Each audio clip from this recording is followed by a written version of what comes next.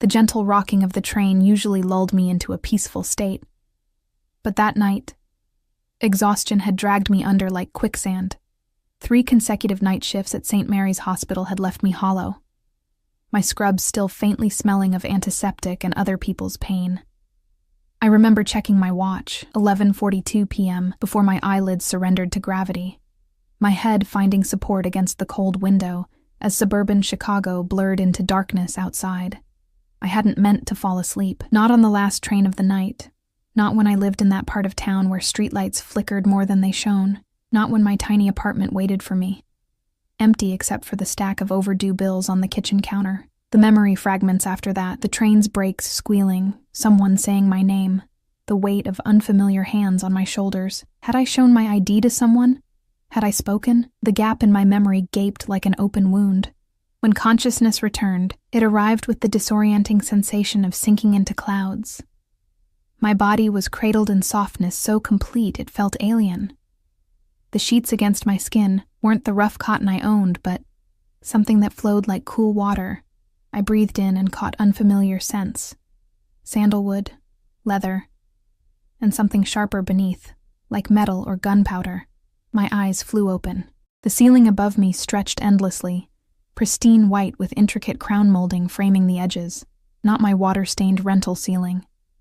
Not any ceiling I recognized. Panic rose in my throat as I bolted upright, the silk sheets pooling around my waist. I wore a nightgown of pale blue silk that wasn't mine, delicate lace tracing the neckline. My nurse's uniform was nowhere to be seen. My fingertips trembled as they traced the unfamiliar fabric, wondering who had changed my clothes, whose hands had touched my unconscious body. That's when I saw it, catching the morning light that streamed through floor-to-ceiling windows. A ring on my left hand, a diamond so large it seemed to have its own gravity, flanked by sapphires that matched the blue of the nightgown. The weight of it felt foreign, threatening. "You're awake." The voice came from the doorway, low, smooth, with an accent I couldn't place, something Eastern European layered over perfect English. I turned toward it, and my breath caught in my throat. He stood like he owned not just the room, but the air inside it. Tall, broad-shouldered, dressed in a suit that probably cost more than my annual salary, dark hair swept back from a face that belonged on the cover of a magazine. Sharp cheekbones, strong jaw dusted with stubble, and eyes the color of smoke, but it was the stillness that radiated from him that made my skin prickle with warning. The careful, predatory stillness of someone who never needed to rush. Behind him, just visible in the hallway, stood a man with the unmistakable build of security, earpiece, impassive expression, and the telltale bulge of a weapon under his jacket. "Where am I?" My voice emerged as a whisper. "Who are you?" He stepped into the room, and I instinctively pulled the sheets higher. His eyes, cold, assessing, noticed the movement, and something like amusement flickered across his face.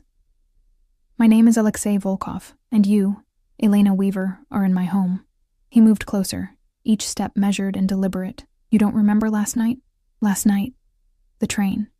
The darkness? Nothing?" "No," I managed, my throat dry. "I don't know how I got here. I don't know why I'm wearing this." I raised my left hand, the diamond catching the light, throwing rainbows against the wall. "I don't know what this means." He sat on the edge of the bed, and the mattress barely dipped under his weight. This close, I could smell his cologne. Expensive, subtle, with notes of cedar and something darker beneath. His proximity sent electricity racing across my skin. "It means," he said softly, reaching out to touch the ring, his fingers brushing mine, "that you are under my protection now." Protection. The word held a weight that made my stomach clench. "I don't need protection," I said, pulling my hand away. "I need to go home. I have a shift at the hospital tonight." His smile never reached his eyes. "You no longer work at that hospital, Elena. I've arranged everything. Your resignation has been submitted. Your apartment has been cleared out. Your life, as it was, is over." The casual way he dismantled my existence sent ice through my veins. "You can't do that. That's kidnapping. That's illegal." "Is it kidnapping when you agreed? When you signed the papers yourself?" He reached into his jacket and pulled out a folded document, placing it beside me on the silk sheets. Your signature is quite distinctive. Those loops in your E's. I grabbed the paper, my hands shaking. There it was, a marriage license with my signature beside his. But I had no memory of signing anything. This isn't real, I whispered. I would never. You were quite emphatic about it, actually, he said, standing again. After I helped you off the train, after you told me about your father's debts. My father? The mention of him sent a fresh wave of confusion through me. Dad had died 6 months ago, leaving behind nothing but gambling debts I was slowly trying to pay off. What does my father have to do with this? Alexei's expression hardened slightly. Edward Weaver borrowed a significant sum from me 3 years ago. He lost it all at the tables, as expected. I've been watching you since then, waiting. Waiting for what? The question escaped before I could stop it. For you to finish your nursing degree. For you to establish yourself. I don't collect on debts aimlessly, Elena. He spoke as if explaining something simple to a child. I watched you work those double shifts. Watched you cry in your car between jobs. Watched you send money to cover your father's debts without understanding who truly owned them. Horror crawled up my spine as the implications settled over me. This stranger had been monitoring me, following me, for years. Those weren't his gambling debts I was paying. Some were. The most pressing ones belonged to me. He adjusted his cufflinks, platinum I noticed, with tiny diamonds catching the light. Last night, you fell asleep on the train. I happened to be there. You were vulnerable, alone. I brought you to safety. And dressed me in clothes I don't own? Put a ring on my finger I didn't choose? My voice rose, panic edging into it. That's not safety. That's business. He cut in, his voice cooling several degrees. Your father owed me $3 million, Elena. You can work as a nurse for 40 years and never come close to paying that. Or, he gestured to the room, to the ring. You can honor a different arrangement. The room seemed to tilt beneath me. $3 million. The number was astronomical, impossible. What kind of arrangement? I asked, though something deep in my gut already knew. Marriage. 1 year, minimum. You live here. Accompany me when required. Play the role of devoted wife. His eyes traveled over me, not lasciviously but calculatingly, as if assessing a possession. In return, your father's debt is erased. You'll want for nothing. And if I refuse? If I walk out that door right now? Something dangerous flickered in his gaze. The debt transfers fully to you. I'll take everything you have, which isn't much. Then I'll take what you don't have yet. Your future earnings, your professional license, any chance at a normal life. Your father made certain arrangements before his death to ensure his obligations would transfer to you. I stared at the ring on my finger, at this stranger who claimed ownership over me through financial chains I hadn't even known existed. The walls of this luxurious room suddenly felt like prison bars gilded in gold. You drugged me, I said, the realization dawning. On the train. That's why I don't remember anything. Alexei's expression remained impassive. You were exhausted. You fell asleep. When I woke you, you were confused. Suggestible. I took advantage of that state, yes. But no drugs, Elena. I don't need such crude methods. A knock at the door interrupted us. Another man in a dark suit appeared, whispering something in what sounded like Russian. Alexei nodded, then turned back to me. I have business to attend to. Katya will help you dress. We have a lunch engagement at 1, your first public appearance as my fiancé. He moved toward the door, then paused. Don't try to leave. This entire property is secured. For your protection, of course. The door closed behind him with a soft click that sounded like a vault ceiling. Seconds later, a petite blonde woman entered, her expression professionally blank. Good morning, Miss Weaver, she said, her accent similar to Alexei's. I've prepared your clothing for today. Would you like to shower first? I pulled the unfamiliar sheets around me like armor. I want my own clothes, my phone. I need to call someone. Katya's expression didn't change. Your old possessions have been disposed of. Mr. Volkov has provided a new wardrobe, new phone, new everything. She gestured toward a door I assumed led to a bathroom. The shower has excellent water pressure. I recommend you use it. Left with no immediate alternative, I slid out of the bed, the cool marble floor shocking against my bare feet. The bathroom was larger than my entire apartment had been, all white marble and gold fixtures. As hot water pounded against my skin, I frantically tried to piece together what had happened, how my life had unraveled so completely in the span of a single train ride. The mirror revealed a pale, frightened version of myself, dark circles under brown eyes, blonde hair hanging limply around a face that looked younger than my 27 years. The woman staring back at me seemed like a stranger, as unfamiliar as the diamond weighing down my left hand. One thing became clear as I dressed in clothes I'd never bought: a cream cashmere sweater, designer jeans that fit perfectly, boots that cost more than a month's rent. I needed to escape. I needed to find proof of what Alexei had done, how he'd manipulated me into this situation. I needed allies. But as I emerged from the bathroom, to find Katya waiting patiently, as she led me through hallways where security personnel stood at regular intervals, as I glimpsed the grounds outside. Manicured gardens surrounded by high walls, topped with security cameras. The magnitude of my imprisonment settled over me like a shroud. I wasn't just in the Mafia boss's bed. I was in his world now, and every exit appeared to be sealed. The car that carried us to lunch was a sleek black Mercedes with windows so darkly tinted they seemed to absorb light. I sat rigidly beside Alexei in the back seat, a careful foot of space between us that felt both too much and not nearly enough. His driver, a broad-shouldered man who hadn't spoken a word, navigated through Chicago's downtown streets, while another suited man rode in the passenger seat, his eyes constantly scanning our surroundings. Your security is extensive, I said, breaking the silence that had stretched between us since leaving the mansion. Alexei's gaze shifted from his phone to me. Necessary precautions. Against what? His lips curved slightly. Against those who would take what's mine. The possessive word sent an involuntary shiver down my spine. I'm not yours. The ring on your finger suggests otherwise. He reached across the space between us, his fingers capturing my left hand with unexpected gentleness. His thumb traced over the enormous diamond. This belonged to my grandmother.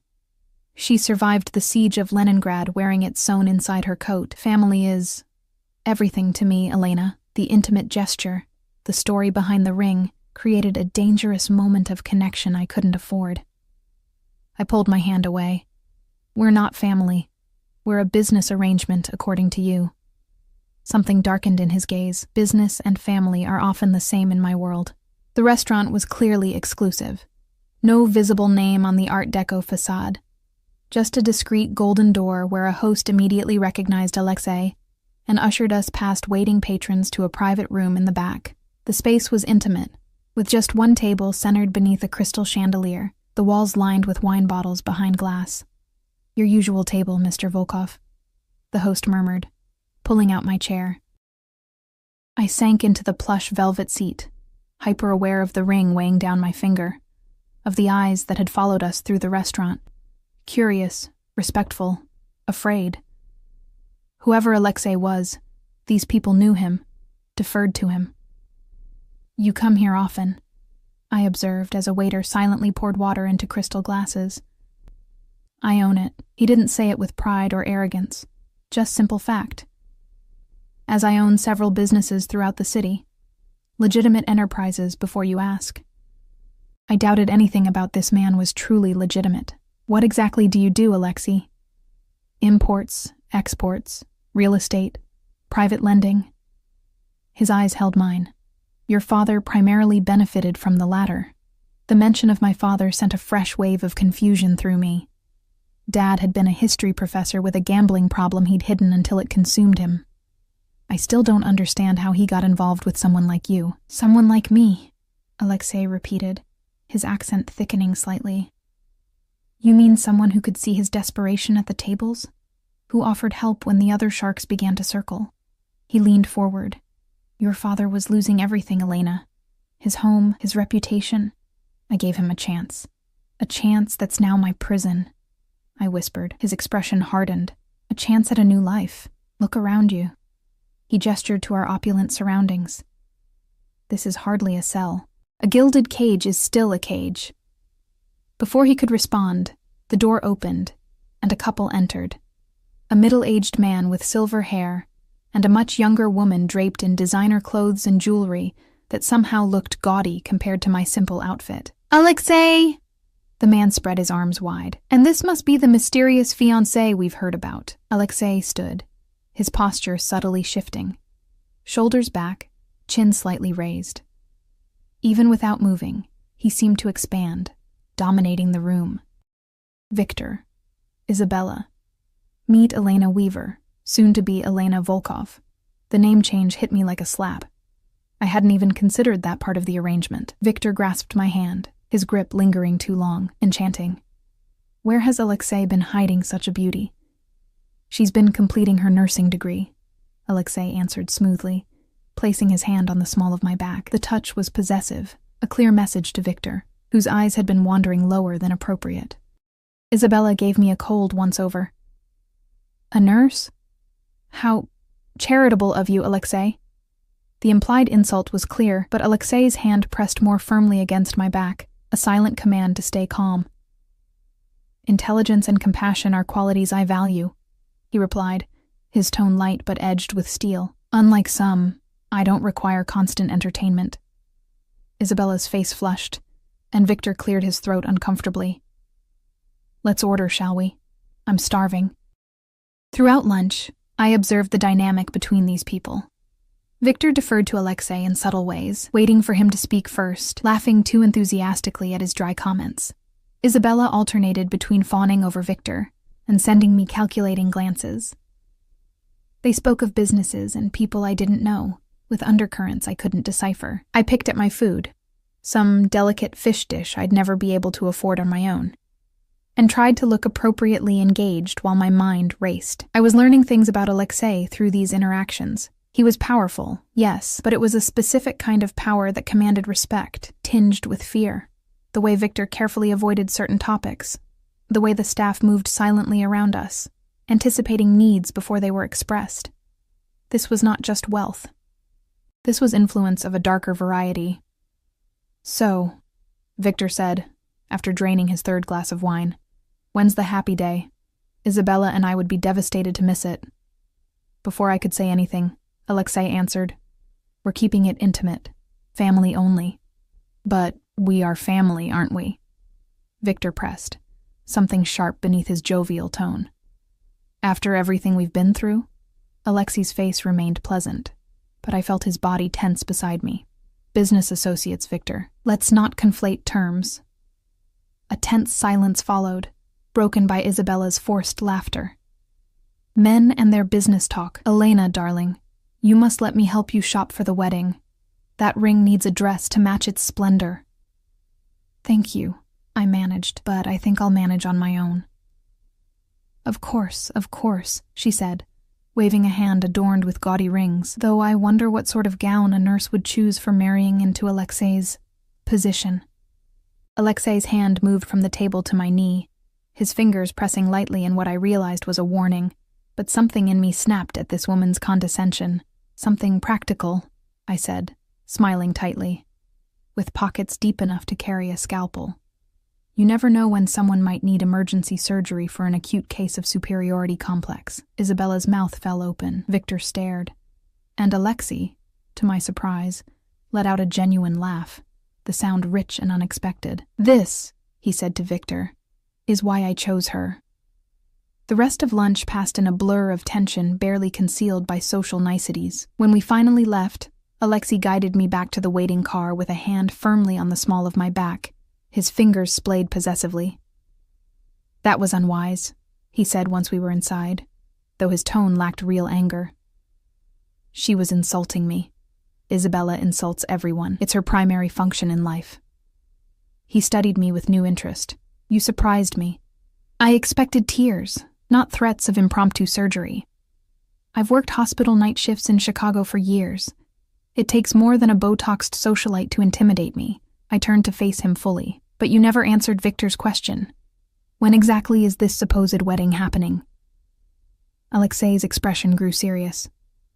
When I determine the timing is right, and until then, I just stay locked in your house, wearing your grandmother's ring, pretending I chose this? You did choose this, Elena, last night, on that train platform, when I explained your father's debt, when I offered you a way out. His voice was calm, reasonable, making me doubt my own certainty. I don't remember making that choice, I insisted. I would never agree to marry a stranger, no matter what my father owed.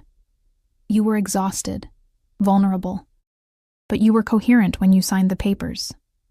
His gaze was steady, unwavering. I don't force unwilling women into marriage. That's not how I conduct business. Then let me go. Now. If this was truly my choice, then I should be free to unchoose it. The car slowed, and I realized we'd arrived back at his estate, a sprawling property I hadn't properly seen in daylight. The main house was an imposing stone structure, with manicured gardens surrounding it and a high wall encircling everything. Security cameras were visible at regular intervals along the perimeter. Alexei studied me for a long moment. 3 days, he finally said. Stay for 3 days. Get to know me, my world. If after that time you still wish to leave, I won't stop you.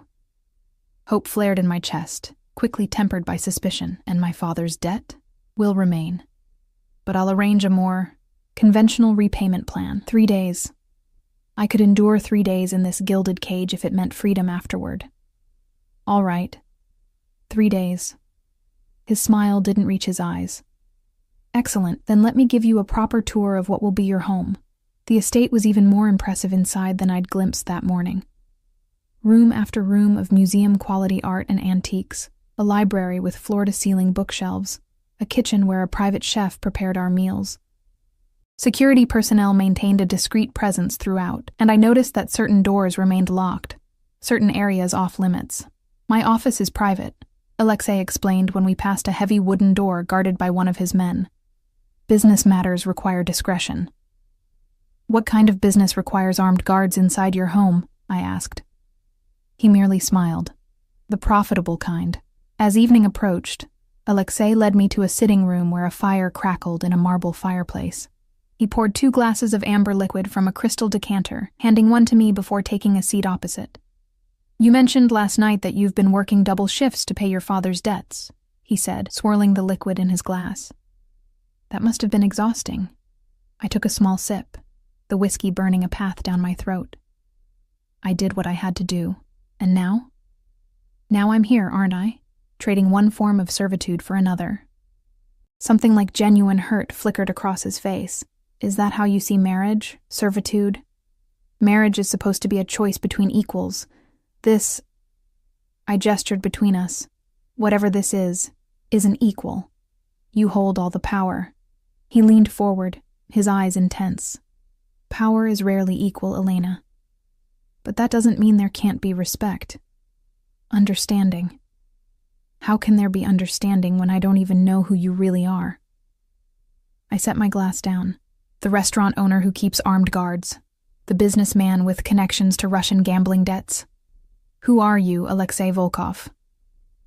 For a long moment, he was silent, studying me as if weighing a decision. Finally, he spoke, his voice lower, more intimate.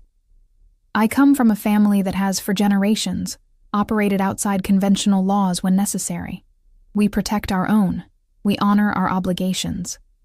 We never forget a debt, owed to us or by us. You're talking about the Mafia, I said flatly. He didn't flinch from the word. I prefer to think of it as an alternative business structure with strong family values. Despite everything, I almost laughed at his description. Do all your alternative business partners know about me? Am I just another acquisition? No, he said, with unexpected sharpness.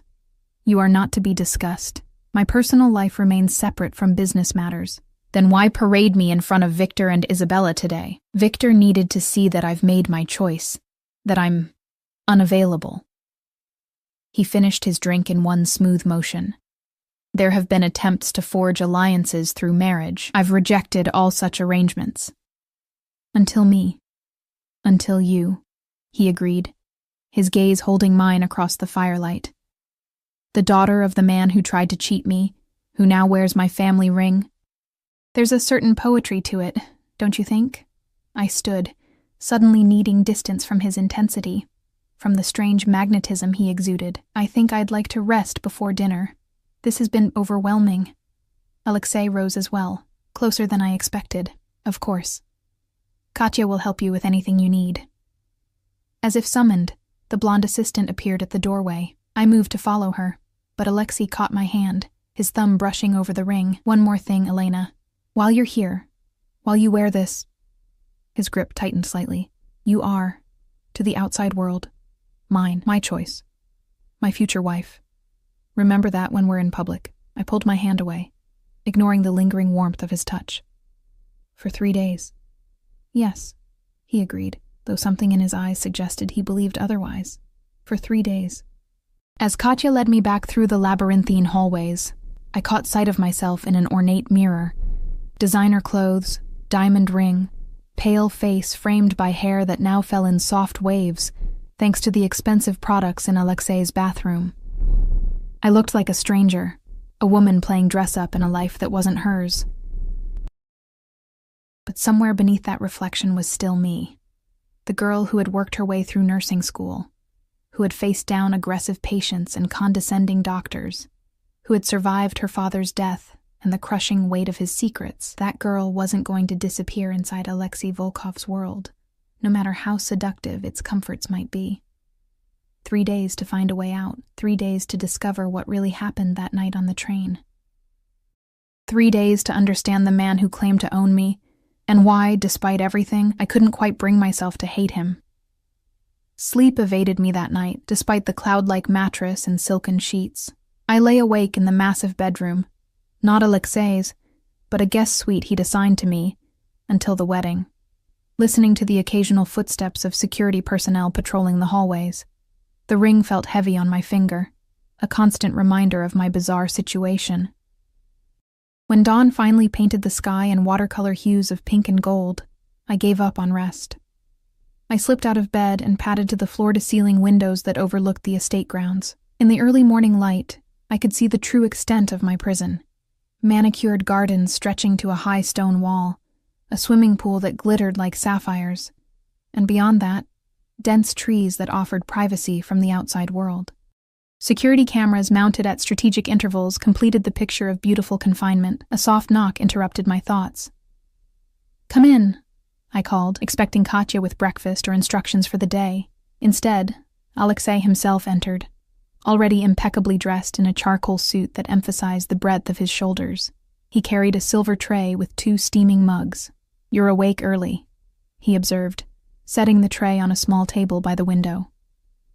"I thought you might appreciate coffee." The domesticity of the gesture felt jarring coming from him. "Thank you," I said cautiously, accepting the mug he offered. The rich aroma of perfectly brewed coffee filled my senses. "Did you sleep well?"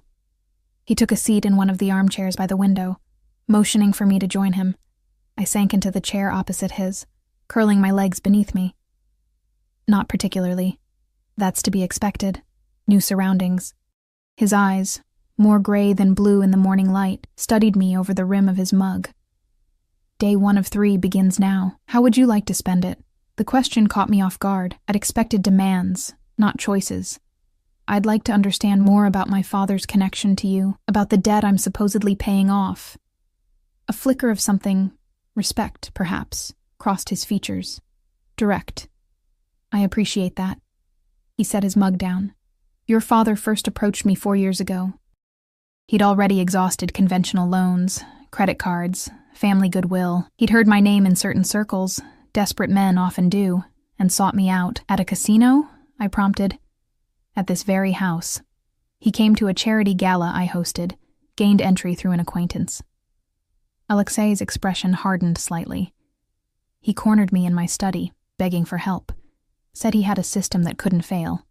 They always have a system. I tried to imagine my father, tweedy, distracted Professor Weaver, approaching this dangerous man, and failed. "And you just gave him $3 million? That seems..." Imprudent. A cold smile touched Alexei's lips. I gave him $500,000, secured against his house, his pension, his life insurance. The rest accumulated through interest, penalties for missed payments, and additional loans he secured through less reputable associates of mine without my knowledge. That can't be legal, I protested. Legal is a flexible concept in certain circles. He leaned forward slightly. Your father knew the terms. He signed the papers with a steady hand. Just as I supposedly had, on that train platform I couldn't remember. And when did you decide I would be collateral? His gaze intensified. I didn't. When Edward died, his debt transferred to his estate, which, as his only living relative, became your responsibility. I watched you struggle for 6 months, working yourself to exhaustion trying to pay creditors who were nothing compared to what you owed me. He paused, something almost like admiration in his voice. You never missed a payment, small as they were. I honored my commitments, I said stiffly. I always do. I know. It's why I decided to offer an alternative arrangement when our paths crossed on that train. He stood abruptly, moving to the window. Get dressed. I want to show you something. 30 minutes later, freshly showered and dressed in clothes that had mysteriously appeared in my closet overnight, dark jeans, a cashmere sweater in deep burgundy, and leather boots, I followed Alexei through the mansion to a room I hadn't seen during yesterday's tour.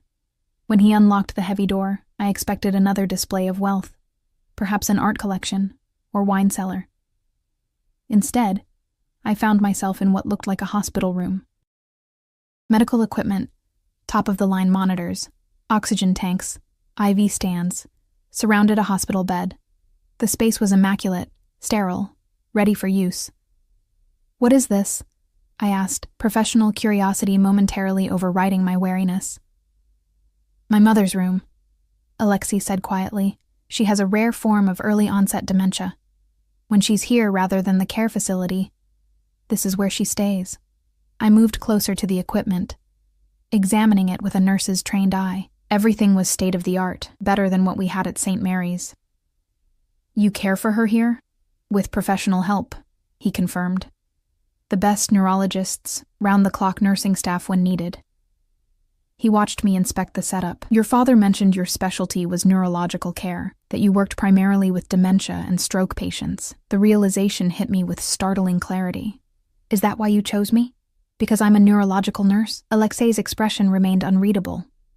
It was a factor. My mother responds better to familiar faces.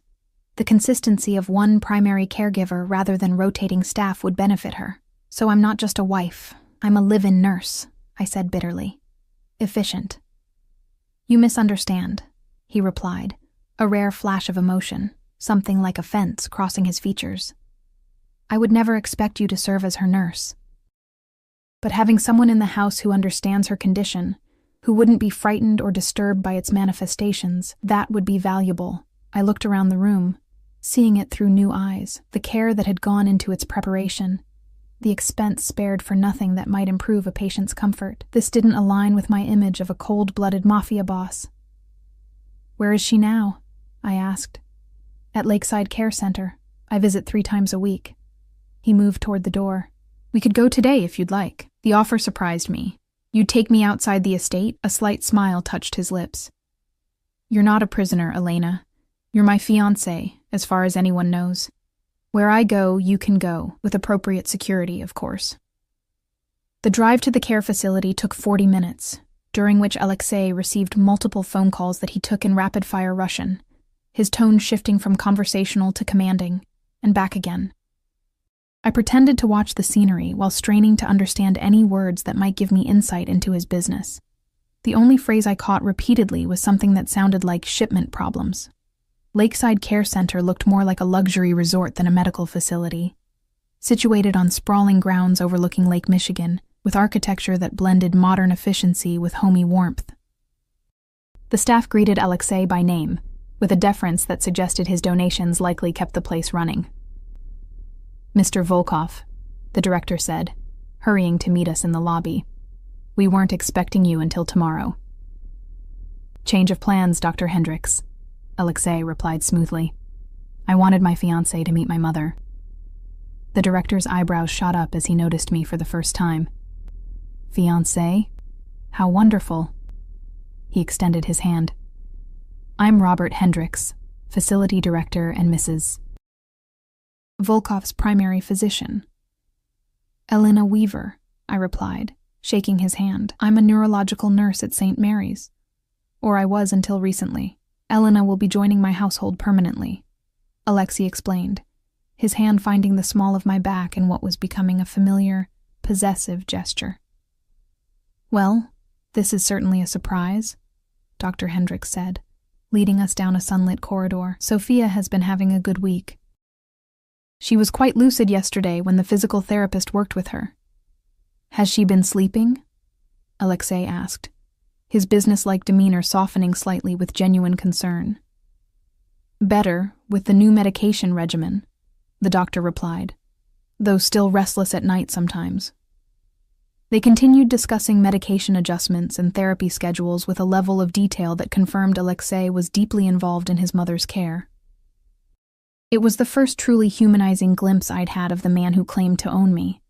Sofia Volkova's private suite was decorated in soft blues and creams, with fresh flowers on every surface and large windows overlooking the lake. The woman herself was tiny in her wheelchair, fragile-looking with silver-streaked dark hair and the same striking gray-blue eyes as her son.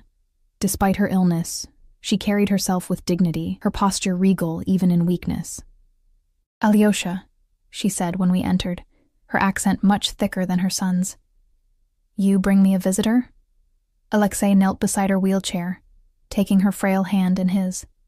When he spoke, his voice held a gentleness I hadn't heard before. Mama, this is Elena. She is going to be my wife.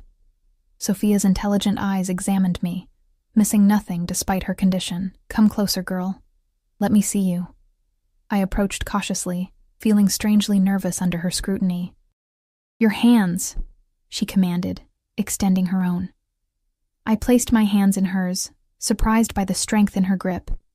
She turned them over, examining the ring, then looking at my palms as if reading my future. A healer's hands, she declared, strong but gentle. She looked up at my face. You are afraid of my son. Heat rushed to my cheeks. It's all right. She interrupted with a wave of her hand. Most people are. Even when he was a little boy, so serious, so intense. Her gaze shifted to Alexei. But you're not just afraid. You're angry. I couldn't deny it. Yes. Sophia laughed, the sound unexpectedly musical. Good. He needs someone who won't cower. Too many do. She patted the chair beside her. Sit. Tell me how you met my difficult son. With Alexei watching, I gave a heavily edited version of our meeting, focusing on his rescue of me on the train and omitting any mention of debts or forced arrangements. Sophia listened attentively, occasionally glancing between her son and me with shrewd assessment. And you, Elena, what do you know of our family? She asked when I finished. Very little, I admitted. Alexei's father, my Mikhail, he was like him. Powerful. Feared. Her eyes grew distant. But at home, with me, with our son, he was different. Gentle. A man can wear many faces, you know. Mama, Alexei interrupted softly. Elena doesn't need a history lesson today. She needs truth, Sophia corrected sharply. If she is to be a Volkova. She turned back to me. Our family has enemies, Elena. Always has. Alexei learned young to protect what is his. Sometimes it makes him, how do Americans say, heavy-handed. I couldn't help a small smile at her diplomatic phrasing. That's one way to put it. But a man who loves deeply also protects fiercely, she continued, her gaze intense despite the occasional flicker of confusion that crossed her features. Remember this, when his ways seem harsh to you. When we left an hour later, after Sophia had begun to tire, I felt unsettled by the encounter. I'd expected to meet a frail, confused woman. Instead, I'd found a matriarch who, despite her illness, still commanded respect and saw far too clearly. Your mother is remarkable, I said as we walked back to the car. Yes, Alexei agreed simply. She always has been. She seems to think our engagement is real, I observed. You didn't tell her the truth. His expression hardened. My mother doesn't need to know about business arrangements. She sees what makes her happy, her son, finally settling down with a woman she approves of. And when these 3 days are over, when I leave, what will you tell her then? Alexei stopped walking, turning to face me fully. Are you so certain you will leave? The intensity of his gaze made my breath catch. I don't belong in your world, Alexei. You fit quite well today, he countered. With my mother, with the staff here. You didn't flinch from her condition or talk down to her as many do. That's my training, not evidence I should be your pretend wife. His hand reached up, brushing a strand of hair from my face with unexpected gentleness. Perhaps. Or perhaps there are places you belong that you haven't yet discovered.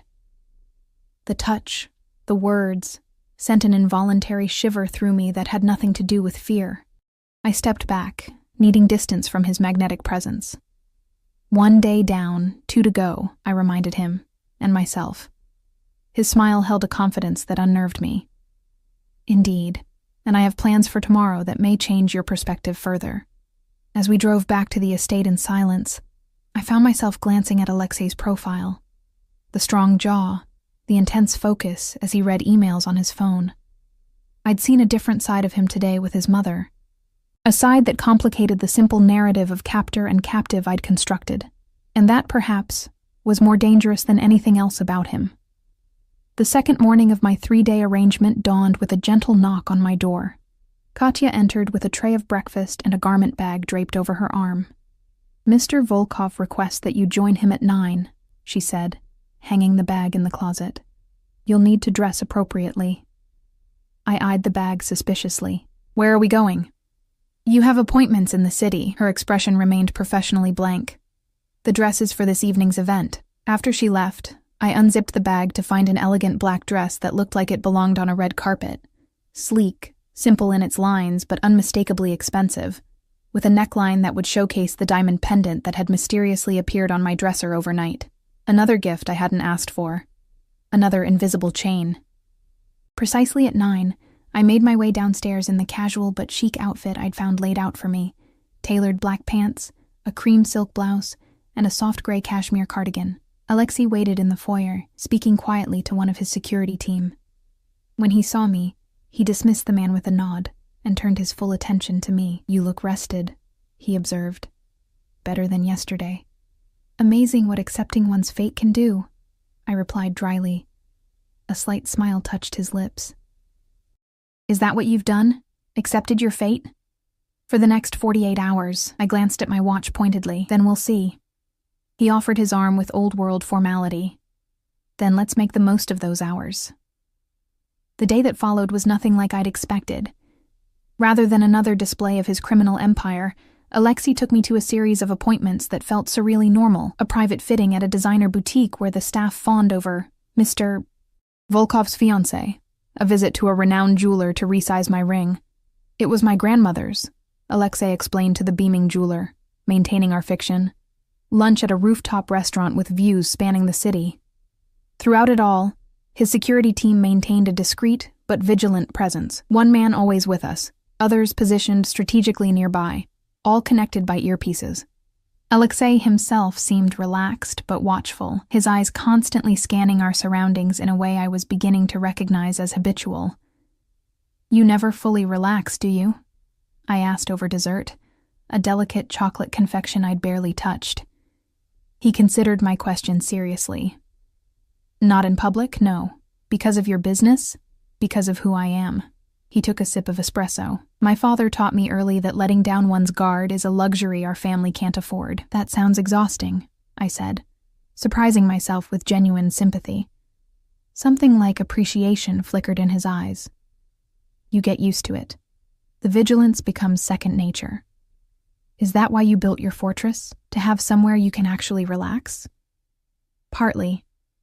He studied me for a moment. You're very observant, Elena. I'm a nurse. Observation is part of the job. I set down my fork.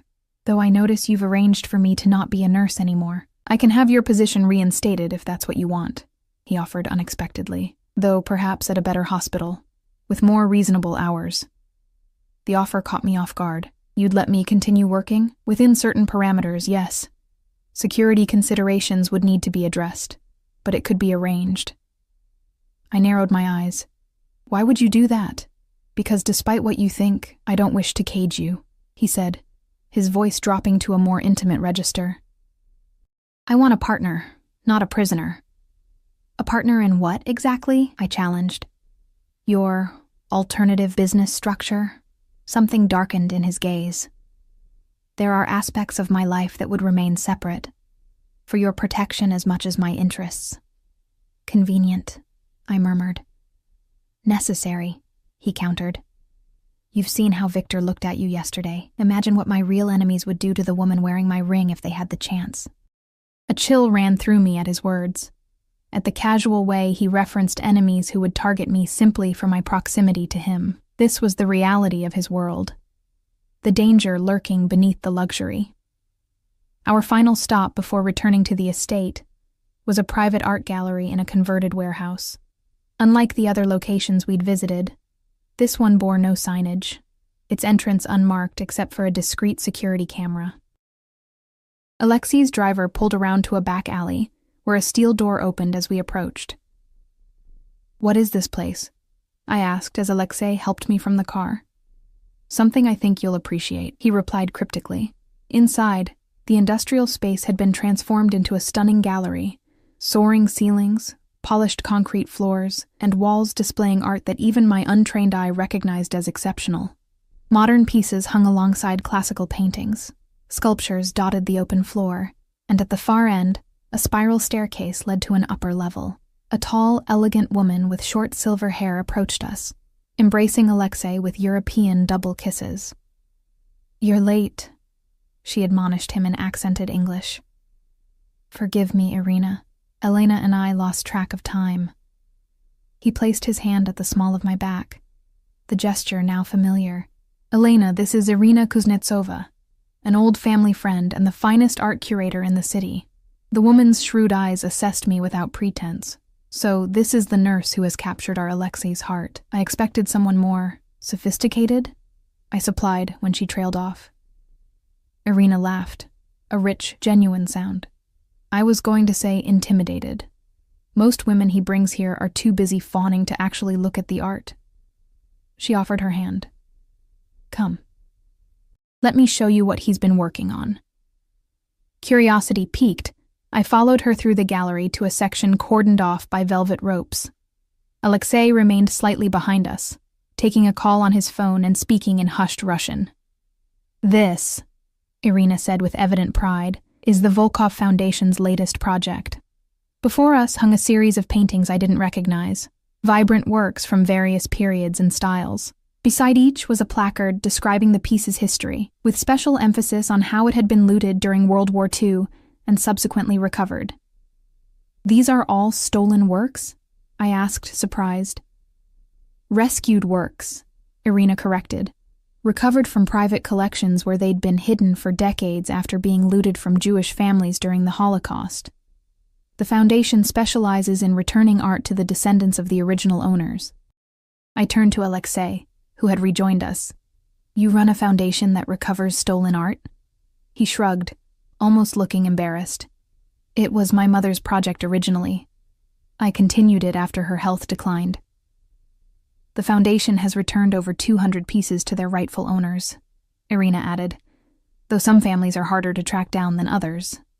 She gestured to a particularly striking landscape. This one, we've been searching for the heirs for 3 years. The family scattered across Europe during the war. I studied Alexei with new confusion. The man who threatened me with financial ruin was the same man who dedicated resources to returning stolen art to Holocaust survivors' families. The contradiction made my head spin. Why show me this? I asked him when Irina excused herself to take a call. Because you should know what you're walking away from, he answered simply. Not just me, but the work we could do together. Art recovery, legacy, he corrected. My mother always taught me that power without purpose is meaningless. The foundation is part of our purpose. His eyes held mine. Your skills, your compassion. They could expand our impact in healthcare, in patient advocacy. I laughed incredulously. So now, I'm not just a wife and nurse, but also your foundation's healthcare ambassador? You could be whatever you choose to be, Elena, he said seriously. With resources behind you that most people only dream of, the offer was seductive in its expansiveness. Limitless possibilities, the power to actually make a difference rather than barely keeping my head above water as I had been. For a moment, I allowed myself to imagine it, working alongside Alexei in this capacity, channeling his wealth toward genuine good. Then reality reasserted itself. All it would cost is my freedom. His expression hardened slightly. Is it freedom to work endless shifts to pay debts you'll never clear? To exhaust yourself for a system that undervalues you? Sometimes, Elena, what we think of as freedom is merely a different kind of cage. Before I could respond, Irina returned with news that our car was waiting. The ride back to the estate passed in thoughtful silence, my mind wrestling with the contradictions Alexei presented. By the time we arrived, I had barely an hour to prepare for the evening event he'd mentioned. Katya helped me dress in the black gown, which fit as if it had been made for me, and perhaps it had been. The diamond pendant nestled at my collarbone, catching the light with every breath. When I emerged from my room, Alexei waited in the hallway, resplendent in a tuxedo that emphasized his powerful build. His eyes widened slightly when he saw me, his gaze traveling slowly from my upswept hair to the heels that added inches to my height. "You look beautiful," he said simply. "Thank you," I replied, fighting the warmth that bloomed in my chest at his approval. "Where are we going?" "The symphony. A charity gala afterward." He offered his arm. "The foundation is being honored for its work."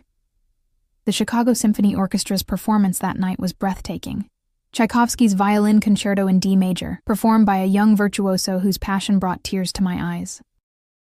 Seated in Alexei's private box, surrounded by luxury I'd never experienced, I found myself swept away by the music, momentarily forgetting the bizarre circumstances that had brought me there.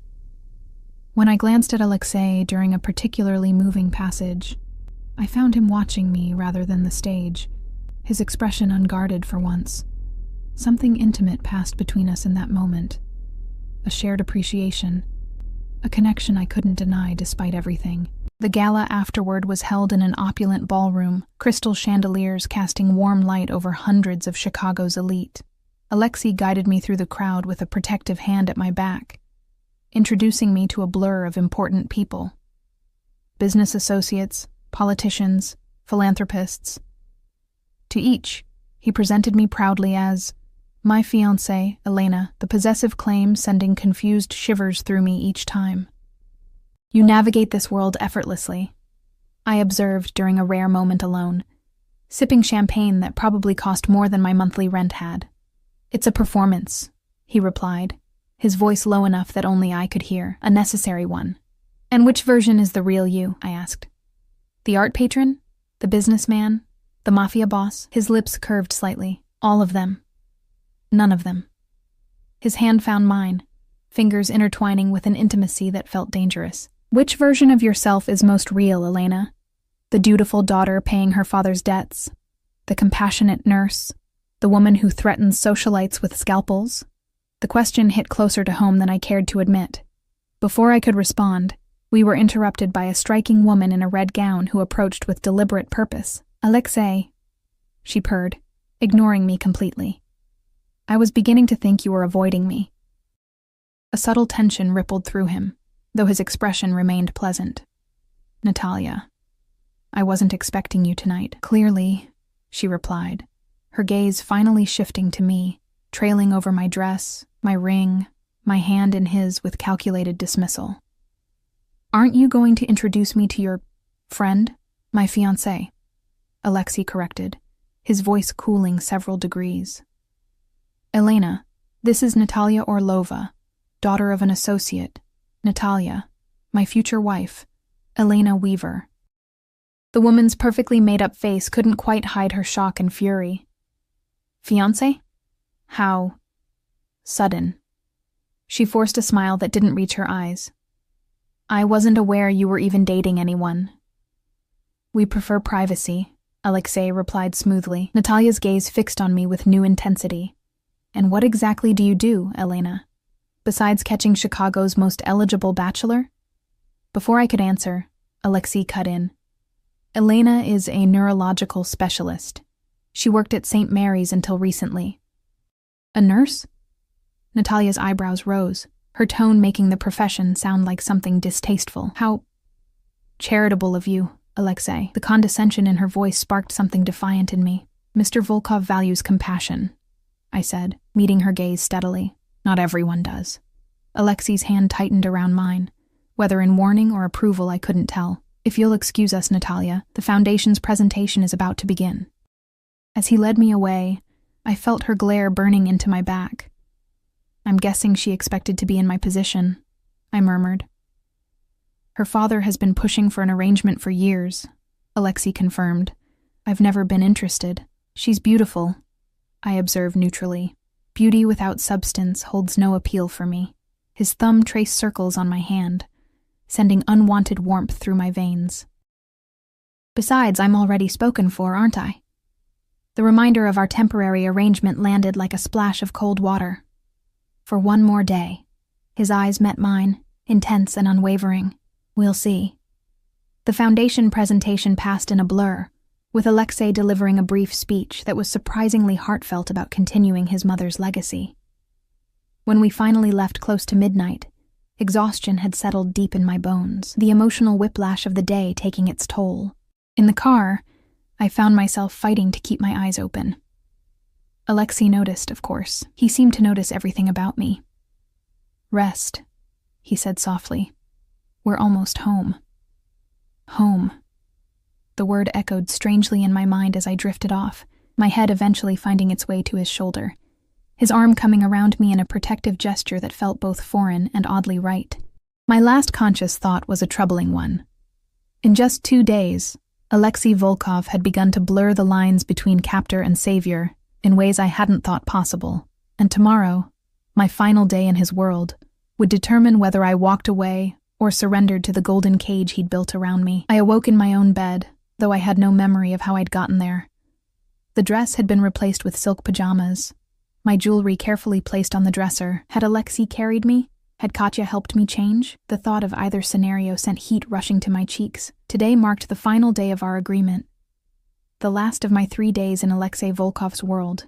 By this time tomorrow, I would either be free of him or bound to him permanently. The weight of the decision pressed on me as I showered and dressed in the clothes laid out for me, a simple sundress in soft blue, comfortable yet elegant. When I went downstairs, the house was unusually quiet. No security personnel in the hallways, no sounds of staff preparing breakfast. I found my way to the kitchen, where a note waited on the counter in Alexei's bold handwriting. Gone to handle business. Back by noon. Make yourself at home. Make myself at home. The irony wasn't lost on me. Still, his absence offered an opportunity I couldn't ignore. A chance to search for answers about what really happened that night on the train. About the documents I supposedly signed. About Alexei himself. I moved cautiously through the mansion, alert for any remaining staff or security. The main floor seemed deserted, though I had no doubt cameras tracked my movements. I headed straight for the room I most wanted to explore, Alexei's study, the one room that had remained firmly off limits during my stay. To my surprise, the door was unlocked, either a careless oversight or a deliberate test. I hesitated only briefly before pushing it open and stepping inside. The space was exactly what I'd expected. Masculine, imposing, with leather-bound books lining built-in shelves and a massive desk dominating the center of the room. Windows overlooked the back gardens, and a pair of leather chairs faced a small fireplace along one wall. Everything spoke of power and old money, from the antique globe in the corner to the oil paintings of stern-looking ancestors on the walls. I went straight to the desk, careful not to disturb anything as I searched for clues. The surface held little of interest. A leather blotter, an expensive pen set, a framed photo of a younger Alexei with his mother in what looked like Red Square. I tried the drawers, finding most locked, except one that contained routine business correspondence, nothing incriminating or revealing. A safe was built into the wall behind a painting, too obvious, and certainly beyond my ability to crack. Filing cabinets lined one wall, but they too were locked. Frustration mounted as I realized Alexei was too careful to leave sensitive information lying around, even in his supposedly secure sanctuary. As I turned to leave, something caught my eye. A small wooden box on a side table, intricately carved with what looked like the Volkov family crest.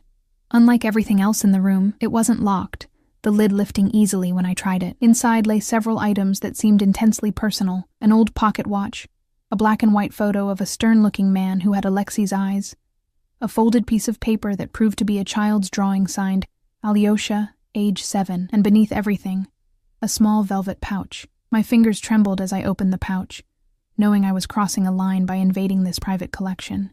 Inside was a small, worn photograph. Alexei looking younger and more carefree than I'd ever seen him, with his arm around a smiling young woman with chestnut hair and warm eyes. They looked happy, in love. Who was she? What had happened to her? Find what you're looking for. I whirled around, heart hammering in my chest. Alexei stood in the doorway, his expression unreadable. I hadn't heard him approach, a man his size moving with silent precision. Words failed me as guilt warred with defiance. I was trying to understand. Understand what?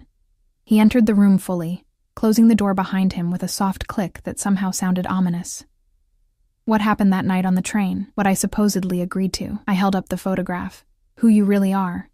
Something flickered in his eyes. Pain, perhaps, or anger.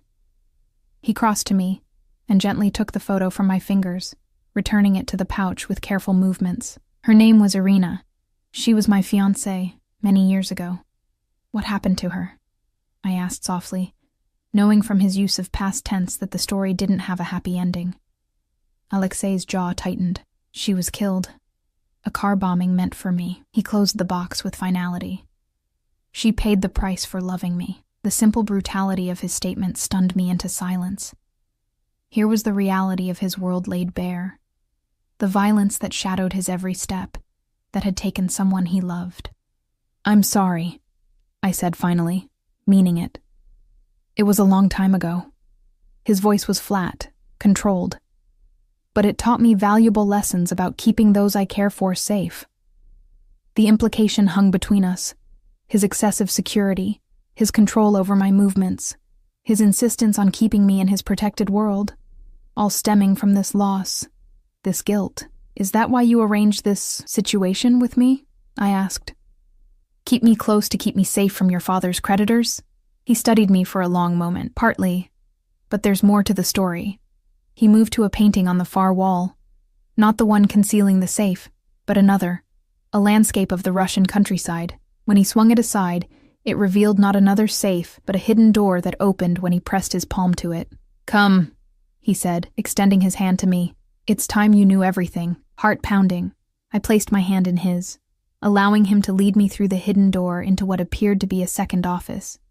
Smaller, more modern, with bank of computer screens showing security feeds from around the property. A large table dominated the center, covered with documents.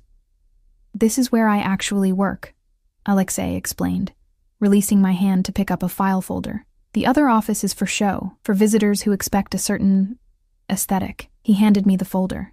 Inside was a dossier on me. Photos of me leaving the hospital after shifts, getting coffee, entering my apartment building. Detailed reports on my movements, my financial situation, my father's gambling habits. The thoroughness of the surveillance chilled me to the bone. You've been watching me for years, I whispered. The evidence undeniable. Yes. He made no attempt to deny or justify it. From the moment your father took that first loan. Why? Why this level of... I gestured to the thick file. This obsession? Alexei sighed, suddenly looking tired. It started as routine monitoring of a debtor's family, standard procedure to ensure we had leverage if needed. He moved to one of the screens, pulling up an image that made my breath catch. Me, 3 years ago, running into a burning building. I remembered that day vividly. I'd been walking home from a shift when I passed an apartment building with smoke pouring from a second-floor window.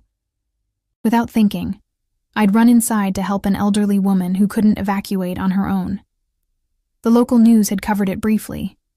Nursing student rescues, elderly woman from fire. I hadn't thought anyone had paid much attention. This, Alexei said softly, was the moment I became interested in more than your father's debt. Because I ran into a burning building? I asked, confused. Because you risked your life for a stranger without hesitation. His eyes met mine. Do you know how rare that quality is in my world? How valuable? I shook my head, trying to process what he was telling me. So you've been, what, grooming me as a potential wife for 3 years? I've been watching you, he corrected. Learning who you are, waiting for the right moment to approach you. His expression darkened. Then your father died, leaving you drowning in his debts. Debts I could have called in immediately, ruined you completely. But you didn't, I said slowly. No. I waited, watched you work yourself to exhaustion, trying to honor obligations that weren't yours. Something like admiration colored his voice. Your loyalty, even to a father who had betrayed your trust repeatedly, it was remarkable. It wasn't remarkable, I insisted. It was just right. In my experience, Elena, people rarely do what's right when it's difficult. He moved closer, his presence overwhelming in the confined space. That night on the train, it wasn't chance. I arranged to be there when you would be most vulnerable, most open to an alternative. A chill ran through me. You planned it all. Yes. No apology, no justification, just truth. Did you drug me? I demanded, needing to know. No, he said firmly. I would never. You were exhausted, barely conscious even before you fell asleep. When I woke you at your stop, you were disoriented, suggestible. I helped you off the train, explained your situation, offered my solution. His eyes held mine. You agreed, Elena. Not enthusiastically, perhaps, but consciously. Then you passed out again in my car from sheer exhaustion. I searched my memory, trying to find any fragment of this interaction. But the night remained a blank. I don't remember any of it. People often don't remember decisions made in states of extreme fatigue, he said. It's similar to the amnesia surgical patients sometimes experience after receiving sedatives. They can have entire conversations they later forget. As a nurse, I knew this was true. I'd seen patients have lucid conversations they had no memory of later. Still, the violation of it, the manipulation, made me feel ill. So what happens now? I asked, my voice barely above a whisper. Our 3 days are almost up. Alexei moved to the table, picking up another document, the marriage license I'd supposedly signed. Now I give you a real choice, with full information and a clear mind. He tore the paper in half, the sound shockingly loud in the quiet room. The original agreement is void. I stared at the torn document, stunned. What does that mean? It means you're free to leave, right now, with no obligations. He opened a drawer and removed an envelope, placing it on the table between us. Inside is documentation releasing you from your father's debt entirely, plus enough money to start over wherever you choose. New city, new job, new life. You'll never see or hear from me again. My hands shook as I reached for the envelope. Just like that? After all this effort? Just like that. His expression was carefully blank, but something flickered in his eyes. Pain, perhaps. I want you, Elena, but not as a prisoner, not as someone who stays out of fear or obligation. I opened the envelope, verifying its contents, documents indeed releasing me from all debt, and a cashier's check with more zeros than I'd ever seen. Why? Why offer this now? Alexei's controlled facade cracked slightly, genuine emotion bleeding through. Because in these 3 days, I've seen the woman you truly are. Not just in files and surveillance photos, but up close. Your compassion with my mother, your strength with Natalia and Isabella, your curiosity about my work. He paused. You deserve a real choice. And if I choose to stay, the question surprised me as much as him. Something like hope flickered across his features before he controlled it. Then we start again, properly. No debts, no obligations, no pretense. Just two people learning if they can build something real together, with you still being who you are. I added, still running your businesses. Yes, he acknowledged. I won't pretend to be something I'm not. My world has darkness in it, Elena. Danger.